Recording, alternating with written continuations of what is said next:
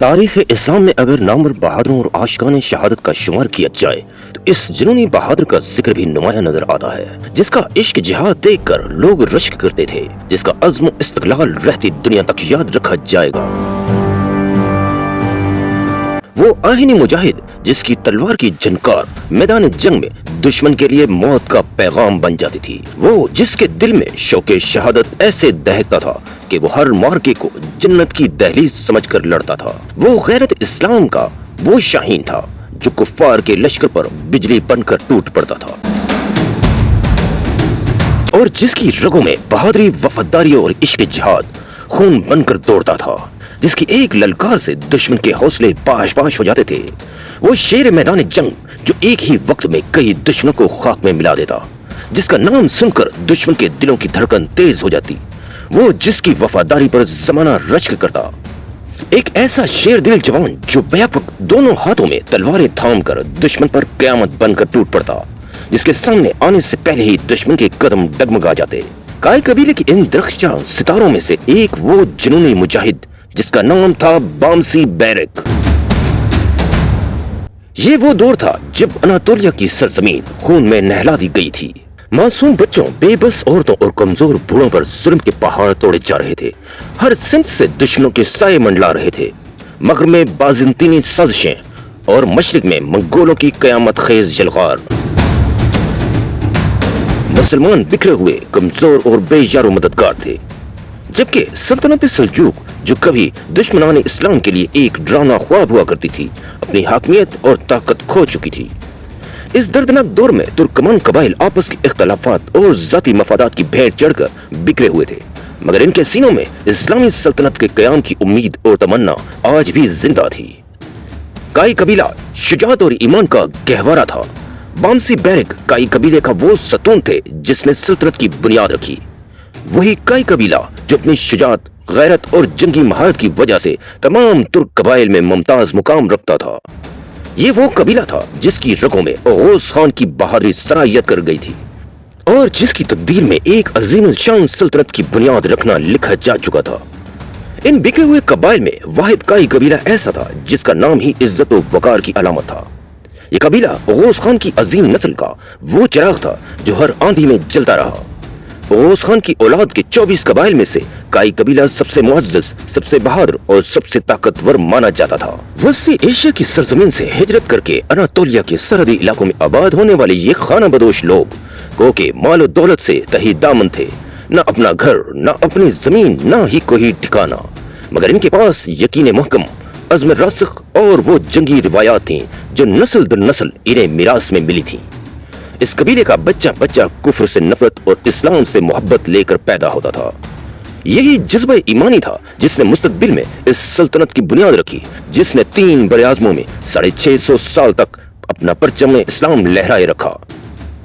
اسی مقدس مٹی میں، اسی جذبہ شہادت کے ماحول میں بامسی بیرک جیسے مجاہد اسلام نے آنکھ کھولی اور جنگی ماحول میں پروان چڑھے۔ قبائلی روایات کے مطابق بچوں کو اسلامی تعلیمات کے ساتھ ساتھ تیر اندازی، گھوڑ سواری اور شمشیر زنی کی تربیت دی جاتی تھی۔ تلوار چلانا محض ایک ہنر نہیں، یہ فخر و شرف سمجھا جاتا تھا۔ بامسی الپ نے بھی اسی ماحول میں نشو نما پائی، جہاں ہر نوجوان اپنی جوانی کو اللہ کی راہ میں وقف کرنا سعادت سمجھتا تھا۔ بامسی بیرک دونوں ہاتھوں سے 2 تلواریں چلانے میں بے مثال مہارت کے حامل جنگجو تھے۔ جنگ کے میدان میں انہیں دیکھ کر دشمن کی آنکھوں کے آگے اندھیرا چھا جاتا تھا۔ بامسی بیرک نے اپنی جوانی سردار ارطغرل غازی کی قیادت میں گزاری اور اپنے آخری عمر کے ایام میں عثمان غازی کے شانہ بشانہ رہ کر تاریخ کے دھارے کا رخ موڑ ڈالا۔ سردار ارطغرل غازی وہ عظیم ہستی جن کی دور اندیش قیادت نے بکھرے ہوئے قبائل کو خواب غفلت سے جگایا اور ان کے دلوں میں تاریخ کی سب سے شاندار سلطنت کے قیام کی امید جگائی۔ بامسی بیرک سردار ارطغرل غازی کے با اعتماد دوست، ساتھی اور دست راز تھے۔ بامسی الپ، ترگت غازی اور دوان الپ، یہ 3 نام ارطغرل غازی کے لیے صرف ساتھی نہیں بلکہ روح کی تقویت تھے۔ جہاں ارطغرل غازی کا ارادہ وہاں بامسی کی تلوار، جہاں ارطغرل کا عزم وہاں بامسی کا سینہ صبر۔ ہر معرکے میں، ہر آزمائش میں، ہر مشکل گھڑی میں وہ وفا کا پیکر بنے رہے اور راہ حق کا راستہ نہ چھوڑا۔ یہ وفاداری محض ذاتی مفاد یا ظاہری اطاعت نہیں تھی، یہ روحانی وفاداری تھی جس کی جڑیں ایمان کی گہرائیوں میں پیوست تھیں۔ ارطغرل غازی نے بامسی الب کو تنظیم غازی اخوان کا رکن بنایا۔ اس مقدس جماعت کے بانی سردار ارطغرل غازی خود تھے۔ اس تنظیم کا مقصد محض جنگی تیاری نہیں تھا، بلکہ یہ روح اور تلوار کا وہ خوبصورت سنگم تھا جہاں عملی جہاد کے ساتھ ساتھ اولیاء کرام کی دعاؤں کی آبیاری بھی شامل تھی۔ ہر معرکے میں تلوار کے ساتھ توکل اللہ بھی ہم رکاب ہوتا تھا۔ اسی دور میں اناطولیہ میں ہی آہی برادری کی تحریک بھی بڑی اہمیت کی حامل تھی، جس کی سربراہی عارف کامل شیخ آدابادی فرماتے تھے۔ یہ تحریک محبت، اخلاق، ایمانداری اور جذبہ آزادی کو عملی زندگی میں نافذ کرنے کا وہ چراغ تھی جو اندھیروں میں بھی روشنی بکھیرتی تھی۔ ان مجاہدین کے لیے جنگ صرف دشمن کو تباہ کرنے کا نام نہیں تھی، بلکہ یہ لوگ جنگ کو ایک عبادت، ایک فریضہ، ایک امانت سمجھ کر لڑتے تھے۔ یہ ایمان ان کے سینوں میں نقش کر دیا گیا تھا۔ بامسی الب کا ایک اور روشن پہلو جو انہیں عام جنگجوؤں سے بھی ممتاز و منفرد کرتا تھا، وہ نہ صرف ایک بہادر جنگجو تھے بلکہ قبیلے کے نوجوانوں کے استاد بھی تھے۔ انہوں نے گائے قبیلے کے نوجوانوں کو تیر اندازی، گھوڑ سواری، شمشیر زنی اور دشمن کے قلعوں میں خفیہ جاسوسی کے فنون بھی سکھائے۔ عبد الرحمن الب، تورغت الب، سامسا چاوش، کونور الب اور آکچا کوجا، یہ ان کے وہ جگری احباب اور خونی بھائی تھے جنہوں نے ابتدائی عثمانی فتوحات کی بنیاد مل کر رکھی۔ تاریخ کے اوراق میں قلعہ کاراجہ حصار کی فتح کا ذکر آتے ہی بامسی الب کا نام سونے کے حروف میں لکھا جاتا ہے۔ اناطولیہ کے مغربی علاقوں میں مرکزی اہمیت کا حامل یہ قلعہ، جس پر قبضہ کرنا قائیوں کے لیے انتہائی ناگزیر تھا، بامسی الب کی دانشمندی، ذہانت اور جرأت مندانہ کاوشوں کی بدولت یہ قلعہ فتح ہوا۔ جب اس قلعے کی فصیل پر کائی قبیلے کا پرچم لہرایا گیا تو یہ لمحہ عثمانی سلطنت کی پہلی عظیم فتح کا اعلان تھا۔ یہ وہ سنگ بنیاد تھا جس پر ایک عالمگیر سلطنت کی عمارت کھڑی ہونے والی تھی۔ سردار ارطغرل غازی کی وفات کے بعد بھی بامسی الب کا سفر جہاد ختم نہ ہوا۔ سردار عثمان غازی بن ارطغرل کے شانہ بشانہ کئی فتوحات میں شریک رہے۔ اپنی دہائیوں کی جنگی مہارت اور تجربے سے نوجوان سردار کی رہنمائی کرتے رہے، ایک تجربہ کار بزرگ کی طرح، ایک مخلص خیر خواہ کی طرح۔ انہوں نے اپنی پوری زندگی اسلام اور مسلمانوں کی خدمت میں وقف کر دی۔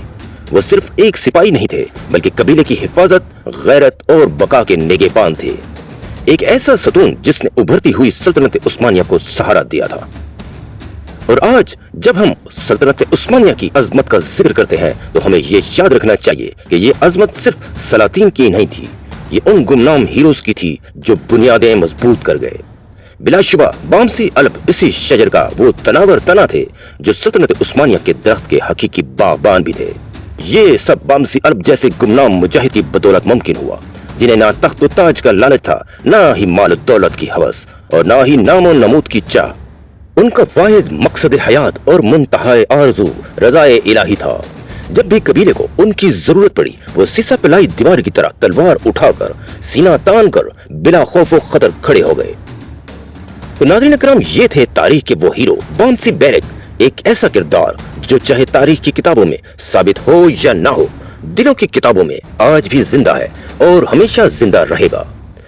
وقت تو گزر ہی جاتا ہے مگر ایسے کردار کبھی نہیں مرتے۔ تاریخ کے اوراق فنا ہو جاتے ہیں مگر وفا کی یہ داستانیں لازوال ہی رہتی ہیں۔ اگر آپ کو یہ ویڈیو پسند آئی ہو تو ہمارے چینل کو سبسکرائب کر دیں اور ویڈیو کو لائک کر کے ہماری حوصلہ افزائی فرمائیں۔ شکریہ۔